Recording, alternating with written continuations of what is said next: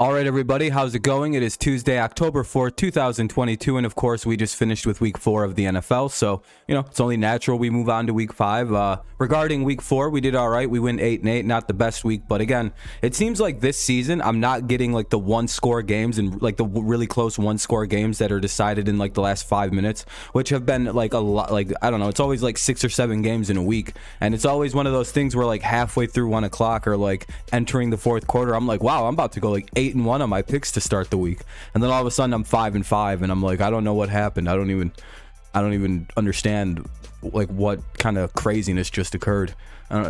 So I've been a little bit on the unlucky side, but I'm starting to kind of get how the league is working this year, kind of getting a feel for it. So hopefully it kind of continues this week and we do better than we did last week. 8-8, not the greatest, but we kind of have to move past that and hope that it doesn't really constrain us too much heading in. So this is the last week without any bye weeks. Next week starts bye weeks. By the way, if you're listening and just enjoying the video, make sure you leave a like, subscribe to the channel if you're new around here. Both those things help the video out, makes it perform better, yada yada yada, all that YouTube jazz and whatever. I won't say any of that again, so don't worry about it. But yeah, let's jump right into the video. Week 5 coming up. Last week without any buys, so this is a full 16 games. Indianapolis Colts take on the Denver Broncos on Thursday night. Not exactly the best game, but hey, it's a football game. Broncos are 3.5 point favorites with an over-under of 43.5. I've gone back and forth on this game, and one of the things that I think I'm leaning on the Colts in this one, despite how poorly the Colts have played this year, and despite the Broncos are 2-2 despite playing very poorly as well. With the Denver Broncos, their offense is already kind of questionable. It really hasn't gotten any cohesion going, not until last week against the Raiders, and even then it wasn't the most cohesive, strong offense, kind of like the Colts' problems. But with the Broncos, they just lost Javonte Williams and Russell Wilson. I know he's only kind of a little sore and a little banged up, so we don't really know the full health of Russell Wilson. They just lost their star running back, who's a focal component of their offense. So I'm wondering what the Broncos are going to be able to put together on a short week with losing two big components. So not losing one big component, and I think they lost Randy Gregory too, and they gave up 175 to Josh Jacobs. So I'm wondering if that means Jonathan Taylor and Naheem Hines are going to have a huge role in this Colts offense on a short week. Don't do anything too complicated. Run the ball a lot against a Broncos team that's kind of missing the middle of their defense with Gregory, and they're going to be missing Javonte Williams. So I think the Colts should be able to win this game. Expect it to be very low scoring. Broncos are favored by 3.5 with an over-under of 43.5. I would imagine to hammer the under in this game. This is kind of a boring Thursday night game. Let's go to some more exciting games. This isn't one. The New York Giants head to Green Bay to play the Packers. The Packers are 7.5 point favorites with an over-under of 41.5. I don't really know what's going on with the Giants quarterback situation. I don't know if Daniel Jones is going to be healthy enough to play. I think Taylor's out with a concussion. So they might be heading into Green Bay with Davis Webb. And while I know the Packers did just struggle with the Patriots and Bailey Zappi, a third-string quarterback, the Patriots also have a really good defense, really good running game, and they're very well coached. While the Giants seem to have good coaching and seem to have a good defense this year based on how they've played and who they've played, they don't really have all the other pieces that the Patriots do. While the Packers it looks like the Giants could keep it close because they're playing pretty good football this year. I'm not really here to just poo-poo on the Giants. There's just so many question marks heading into this one. Who their quarterback is going to be.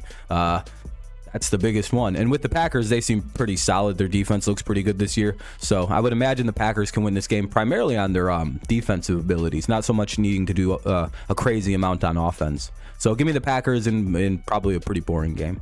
The Pittsburgh Steelers take on the Buffalo Bills, and if this was 3 years ago, this would be a much better game if you're a Steelers fan, but this year it's not. The Bills are favored by 14 points with an over-under of 47. Wow, the Steelers are getting disrespected. I do have to say, though, Steelers fans, nothing mean about this.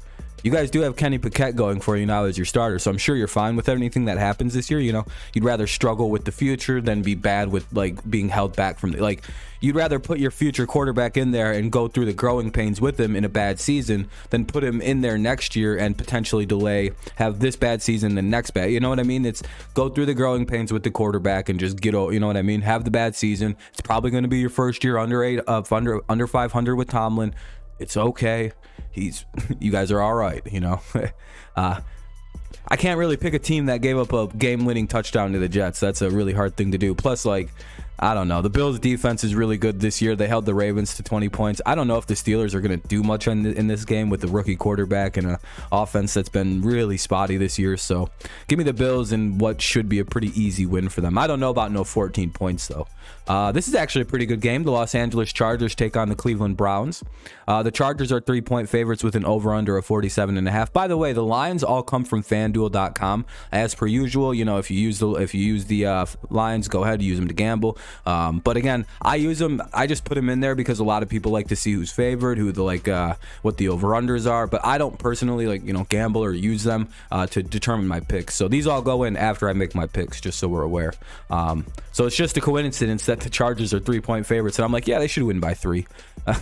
So that's just kind of a cool when that happens. The Chargers, though, take on the Browns. One of the reasons I have the Chargers winning this game is because when I look at the Browns, they were able to do quite a bit on the ground last week, but so were the Falcons. The Falcons were able to run the ball and move the ball almost at will against the Browns, especially, again, on the ground. And one of the ways the Chargers can move the ball effectively is through the ground. With Eckler, they have a pretty good other running back. I think it's like Herbert that's the Bears that have Herbert. Can't remember the other running back in LA, but he's not half bad. And they also have a really good passing offense. So one of the things I'm looking at, it's like, all right, we have a pretty, the Chargers did pretty good last week against the Texans. The Browns, without Myles Garrett and without Jadeveon Clowney up there to stop the middle, it seems like teams can run on them, and that's what teams should be doing against them. And now that teams have had a couple weeks to see what the Jacoby Brissett Browns look like, what they can plan against, what the new Browns look like, and kind of get ready for them a little bit, it's probably a little easier to play them as compared to the first couple weeks when Brissett was running absolutely wild. So again, give me the Chargers. If Myles Garrett or Jadeveon come back for this week, then maybe I change this, but I highly doubt that they're going to play in this game, and that gives the huge edge to the Chargers, I would have to say.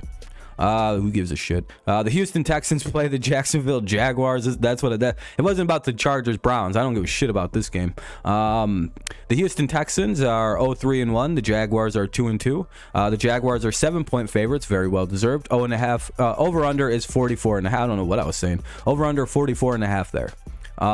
In this game, I'm kind of probably leaning on the Jaguars. Obviously, the Texans have looked pretty bad this year outside of their tie with the Colts. Jaguars have looked like one of the most improved teams from last season into this year. So especially they barely lost to the Eagles last week, and they held a good, it was a good game versus the Eagles. So they've played good football all year. So give me the Jaguars 28-17 in a game, their fan bases care about. Oh, another really fun game. The Chicago Bears and the Minnesota Vikings. Vikings are 7-point favorites with an over under of 43.5. So while this is a 1:00 game, so we already know what Kirk Cousins is going to look like. He's going to look like one of the top 5 quarterbacks in all of pro football. Whereas with the Bears, I just don't know. They kind of had a couple good games, but then it's just the games that they've lost, they've looked completely lost in.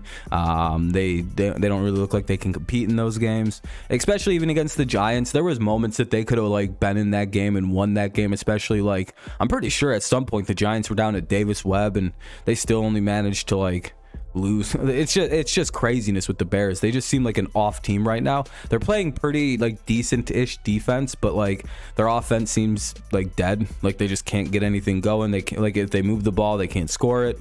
If they're close enough to score, they just have to take a field goal. I don't know. It's really hard to pick the Bears right now when they're kind of going against a team that is pretty good this year. The Vikings, last year, one of the crazy things were the Vikings were losing a lot of they won the 28-25 game against the Saints. Last year, they would have lost that game. 22-25 type situation. It would have been a loss for them. So when you think about luckiness and how things can go, one score games going in favor of your team or going the other way, the Vikings are getting a lot of those going their way this year. They had it against the Lions as well. Another game last year they probably would have lost. So you got to look at that and go, all right, it seems like the Vikings have turned it around and figured out late game play. So keep your eye on that. And also just Vikings are a better team than the Bears. All right, this is a game that's going to be tough for me because I like both of these football teams. The Patriots are my favorite teams. The Lions is the team I like the second most in football. It's the Detroit Lions playing the New England Patriots. The Patriots are 3-point favorites with an over-under of 45.5. While I think the Lions are a fun football team this year, much improved from last season, and their offense is the best in pro football per point scored. I think they scored 140 points. It's insanity. I don't know how they're going to do against this Patriots defense that's been pretty stingy this year outside of the Ravens game, and a lot of those points came off of really stupid decisions on offense. And another thing, like the Lions defense right now has been so bad and so like unable to stop running backs and like people moving the ball. The Patriots might just run the ball all day on these guys with Harris, Stevenson, and then like their throwing has been halfway decent even with Mac Jones out. Bailey Zappi came in and was just carving up the Packers. So it's like, all right, the Lions may not be able to like stop the Patriots on offense, which is saying something, and the Patriots probably could stop the Lions offense with coaching schemes and kind of just out coaching Dan Campbell. And it's basically what I look at this game is, yeah, the Lions have the better offense, Patriots have the better coaching, defense, special teams. Like the ways the Lions like can win games through like trickery and like deception, the Patriots typically don't get beat by that typically. So you know, I like the Patriots here, even with like Bailey Zappi having to start at quarterback, and even an injured Mac Jones is going to be good enough to beat the Lions. Again, the Lions should be able to stay in this game, and they're going to like play a very competitive game. But I think when it comes down to the Lions, they really can't. I don't think they can stop the run, which is something the Patriots are very, very good at. And I don't know if they're going to be able to outcoach or like compete coaching wise with Belichick. That's going to be a big problem. We'll see though. Should be a fun one. Give me the Patriots. Oh, the Seattle Seahawks. This is my upset of the week. All these other games were so, it feels like such obvious picks, or like much easier picks than what you'd think comparatively. And then there's this game. I don't know. I guess since it's the Seattle Seahawks taking on the New Orleans Saints. The Saints are 5.5-point favorites with an over-under of 45.5. I'll take the Seahawks in this one. I'll go with an upset pick on this game, mainly because Geno Smith has been playing incredible football. I know we've been making jokes about the Seahawks, but like I think he's completing somewhere in like the 70% of his passes. He's got like a few touchdowns, only like 1 or 2 picks. He's been playing pretty solid football this year for the Seahawks, despite everybody, you know, making jokes about him and talking shit on the Seahawks. They looked all right last week. I know they played the Lions in a bad defense, but you know, the Saints, like this year, the Saints just don't look that good either. So, whether it's Jameis Winston or Andy Dalton, I don't know if that's going to make a big difference. They probably can score with them, but I don't know. I feel like an upset. I don't really know how to explain my upset picks. Even without Tua, this game to me is a pretty foregone conclusion as well. The Miami Dolphins take on the New York Jets. Both teams having a good season, I guess. The Jets are 2-2, Dolphins 3-1. Dolphins are 3.5-point favorites with an over-under of 43.5. Yeah, I like the Dolphins in this one. I think their defense is really solid. I think, despite, you know, what happened against the Bengals, I think that the Dolphins last week, I don't even really count after Tua went out, because it's like, I'm pretty sure they were just more worried about how Tua was doing. Do I trust Teddy Bridgewater? Yeah, somewhat. He should be all right. It's only the Jets defense, and, you know, it's been all right. I don't know. It's kind of like they should have lost to the Steelers in a game that like Wilson didn't play that good in. Paquette could have won that. It's like there's so much against this Jets. Like they had a lucky weird lucky win at the end. I don't really count that as like a real win. It's much like their Browns win. 2 fluke wins. I don't really care about them. The other 2 losses have been very ugly, and this is a Dolphins team that defensively can put the clamps on a lot of teams, and I think they'll clamp up the Jets. And I think the other parts of their offense will step up huge with Bridgewater. Now that Bridgewater has a week to to train, compare, get ready as a starter, the team has plans they can make around him. I would imagine the Dolphins will be ready to go with a backup quite effectively. All right, Atlanta Falcons take on the Tampa Bay Buccaneers. The Bucs are 8.5-point favorites with an over-under of 48.5. Well, the Falcons, they won last week. I normally can sniff out a Falcons win, but I think a lot of the reason why they won that game is because there was no Myles Garrett and Jadeveon Clowney, and they were able to run wild. Plus, they just lost Cordarrelle Patterson. So when I think of all these things, I'm like, well, a big part of their offense is gone now. They're up against a team that isn't missing, you know, the majority of their defensive line.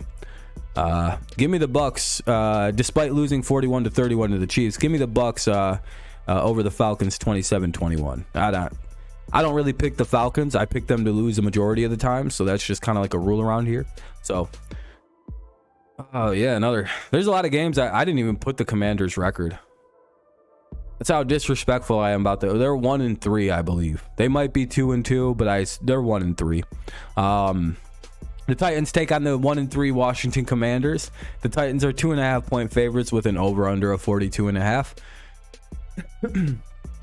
Well, I don't know. I think Carson Wentz is now the most sacked and most picked off quarterback in all football. They had like a decent week 1, and the last like 3 weeks has just been out the window. Carson Wentz, again, the last 2 weeks has been absolutely terrible. And the Commanders are just, they're just not a very scary football team to play. Getting beat up on pretty badly and embarrassed by Cooper Rush and the Cowboys. I don't know. And the Titans just look pretty solid. It looks like Derrick Henry woke up. It looks like that offense might be going now, despite them kind of just stopping scoring at some point in that game. I don't know. Titans look like a way better team than the Commanders. They should win this game. Commanders kind of blow. All right, 4 o'clock. The San Francisco 49ers take on the Carolina Panthers, and the line is the 49ers are favored by 6.5 with an over/under of 39.5, or 39.5. The 49ers, Panthers.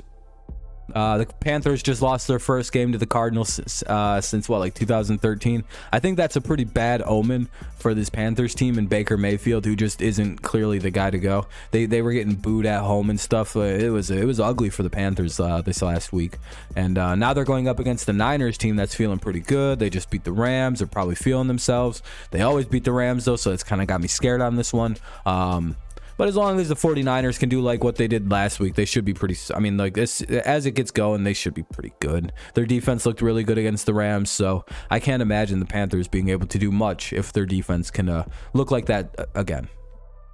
I don't know. Does anybody pick the Panthers in this one?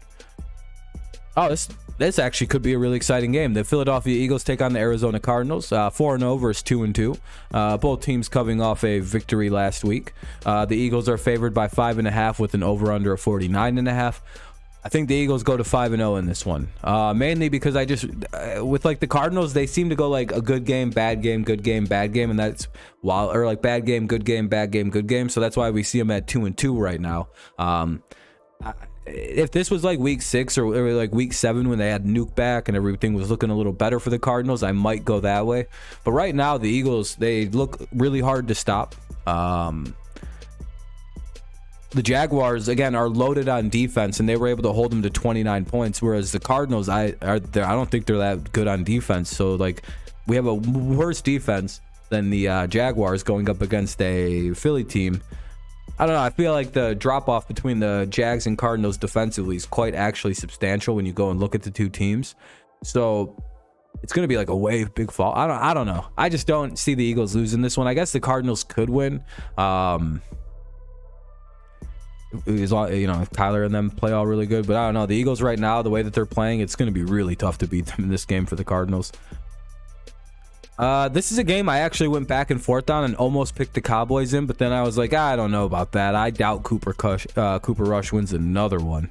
It's the Dallas Cowboys taking on the Los Angeles Rams. The Rams are 4.5-point favorites with an over/under of 43.5. So the Rams looked really bad against the Cardinals, but that's kind of like how they play the Cardinals. I really wouldn't take or the 49. I don't know why I put Cardinals. That should say 49ers. I'm sorry about that. I made this weird. The Rams played the 49ers. Sorry, last night. I literally just watched it. So they always play the Rams poorly, or the Rams always play the 49ers kind of poorly, except for that one playoff game. It's like if you go look at like the history between the Rams and 49ers, all Sean McVay does is lose to Kyle Shanahan. So kind of like throw that game out and just kind of not pay attention to it. The Cowboys, again, have played really good defense. Their offense has been doing what they got to do to win games. Against, halfway, whatever teams. Like, they're beating the Giants and Washington, and, they beat, like, the Bengals when they were still, like, kind of in their, like, rebuilding mode of the Bengals. So, I don't really know if they're a good 3-1 or if they're a lucky 3-1. Maybe they should be 2-2. But, again, wins against the Giants and Washington really don't impress me right now, whereas, like, I don't know, the Rams, they're going to be solid. Their defense is good. This will be the first real test that I think that the Cowboys have had to go against with Cooper Rush and everybody. And I think this is kind of where we see, all right, they're struggling to score these points against Washington and the Giants. And why are we to believe that the Rams, with a much better defense than what the Cowboys have played with Cooper Rush and company, why do we think that they're going to just like suddenly be like, oh yeah, we can score a lot more points now? I don't think that's the case. And I also, again, a lot of the Rams' struggles yesterday come from the fact that McVay doesn't play Shanahan well, kind of like a system problem. I don't know. I think the Rams should win this one. Could I be wrong? Yeah, I don't know. Cooper Rush is playing great, but reality could set in here for the Cowboys playing their first actually like really good defense, especially corner positions for the Rams. Anyway, Sunday Night Football. This is probably the best game of the weekend. The Cincinnati Bengals take on the Baltimore Ravens. Ravens are 3-point favorites with an over-under of 48.5. The Ravens coming off a tough loss to the Bills, and the Bengals coming off a 27-15 win over the Dolphins. So I would say it's safe to say that the Bengals might be back. They've looked pretty solid their last 2 wins. Again, the rust is knocked off. They're looking more like the Bengals we thought they'd look like. And with the Ravens, I don't know what's happened in 2 of their games. And really in a third game, but it was kind of like the Patriots made a bunch of stupid decisions and lost the game. Really, so the Ravens have blown 2 leads, right? 2 big leads in games against the Dolphins and now against the Bills. And then we almost seen them do it again against the Patriots with like an 11-point lead. That got like really close, and then Mac Jones threw a bunch of dumb picks and we lost the game and a fumble. And it was a bunch of turnovers by the Patriots, and the Ravens won the game by quite a bit larger score than what it actually was. So the Ravens really are kind of like, what are we doing on defense here? Like, can we play a full game? Are we a one-half team right now? And that's kind of what's leading my decision into this. It seems like when they've played good teams, they're struggling to like play 2 halves. We'll see a good first half where they look unstoppable, and then the second half they freeze, their defense gives up points, completely abandons the game plan. The offense just like the wheels fall off. They can't move the ball, they can't run the ball. Like something happens to the Ravens in the second half of football games where if the team they're playing doesn't make a bunch of mistakes and errors, they can come back and beat them. We've seen it twice this year in pretty grand fashion with the Bills and with the Dolphins. And with the Bengals, they're a pretty steady football team. They don't really mess up, they don't really turn it over, so that could be a big problem for this Ravens team heading into this one. That's why I kind of like the Bengals in a slight upset, even though I really wouldn't consider it an upset. So give me the Bengals over the Ravens in this one, mainly because I don't know if the Ravens can play a full game. They've only done it like once this year. Monday Night Football, it's the Kansas City Chiefs taking on the Las Vegas Raiders. The Raiders are 1-3. The Chiefs have the opposite of a 3-1. The Chiefs are a 7.5 point favorite with an over-under of 51.5. Yeah, again, in this series, I kind of like to take the home teams with these West teams, so I'm going to take the Chiefs. But again, I think the Chiefs are just playing way better football. They just handled the Bucs pretty fucking like without any problem.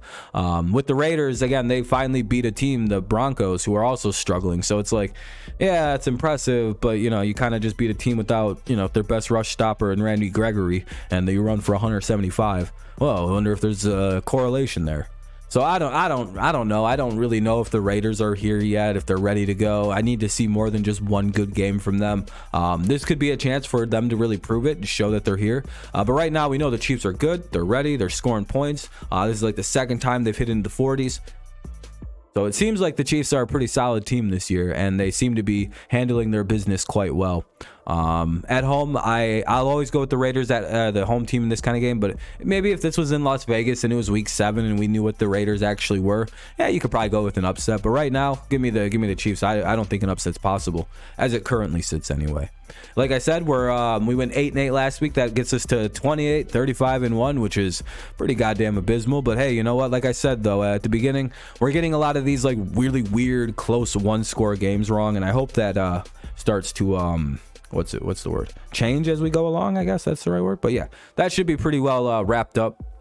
Hopefully we start getting a lot more right. Hopefully we start seeing double-digit win totals as the season progresses. I'm guessing this week and then next week I'll be pretty solid. I hope anyway. But all right, that's going to be it this week. Pretty solid video, I would say. If you enjoyed it, leave a like, subscribe, all that YouTube shit. I said I wouldn't say it much, but you just always remind. If you're still listening, thank you so much. I appreciate you. Yeah, that's it for week 5 pick'em. Hopefully we have a good week. Thank you so much again for listening. Have a good rest of your day, night, morning, whenever you decide to give this a listen. Wrap this up before we hit 25 minutes. And yeah, that's about it. Thank you so much. And make sure you leave your picks down below as always. I think most people know that by now, but all right, yeah, make sure you leave your picks down below. I'll be sure to comment back as soon as I can. All right, thank you so much for listening. Have a great rest of your whatever time of the day it is you're listening. Go Lions, go Tigers, and of course, go Patriots. I'll see you next time. Bye-bye. Thanks for listening. Bye.